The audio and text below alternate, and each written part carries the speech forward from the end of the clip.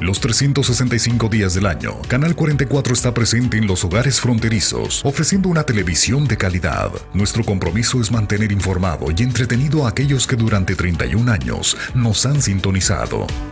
Gracias a esta aceptación, nos hemos posicionado en el canal más visto en la barra matutina y en la barra nocturna, con un total del 29.2% de audiencia, según la empresa brasileña Ibope AGB, encargada de medir nuestros niveles de sintonía.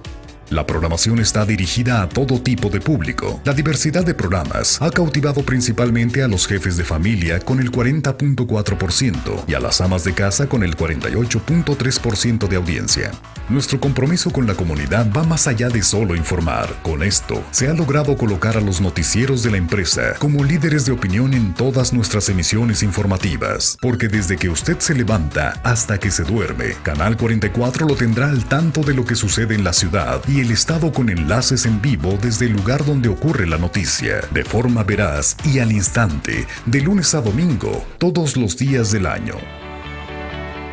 Desde el 2007, Canal 44 se une a Cadena 3, una televisión más abierta e innovadora, con programas de corte informativo, novelas, películas y entretenimiento. Desde nuestros inicios, nos ha gustado crear y ser pioneros. Por eso, desde el 1 de noviembre, Canal 44 le da la bienvenida a la era digital, convirtiéndolo así en el primer canal local con señal en alta definición.